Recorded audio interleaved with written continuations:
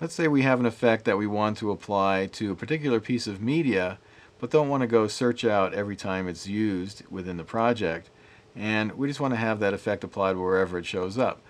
Let's go ahead to the Project Media tab. Remember, that's keeping a tab on what we're using. These now familiar 3 M2T files, lacrosse, kitty, and trolley. And let's say we want to do some color correction on the trolley. So I'm going to right click, go to Media Effects, and we have the same list that we've seen before, Color Corrector.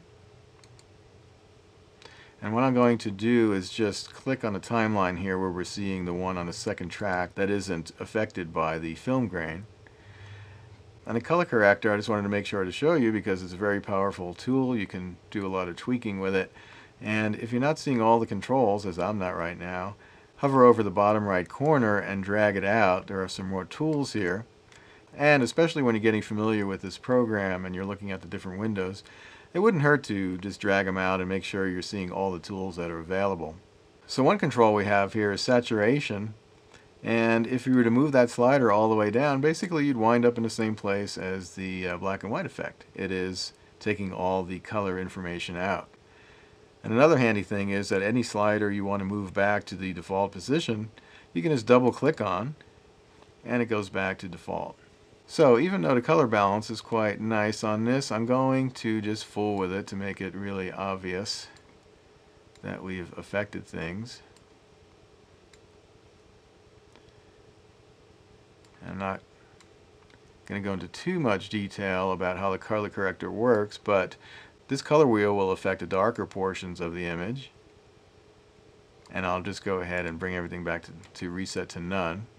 And just kind of show you that everything that's dark is going to be affected by where I'm dragging the little indicator on the color wheel.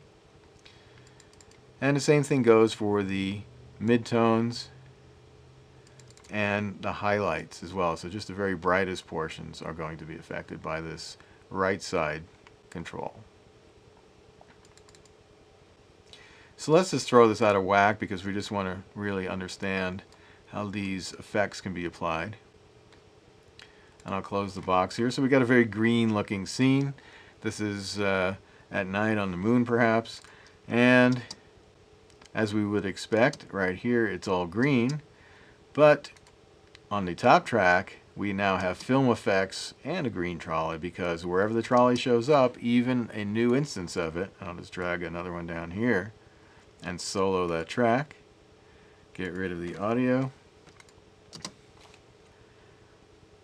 It's all green.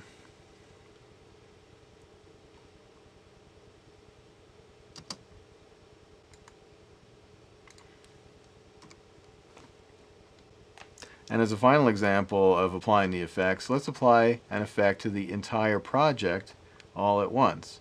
And it's kind of similar to using it on a track, only this time we're going to go to preview, and again we have the effects button, the same list.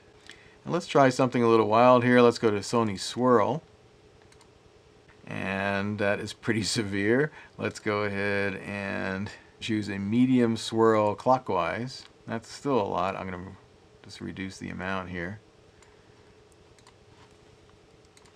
And now everything in the project, no matter where it is, what effect is applied on the track or on the event level, the entire project is affected.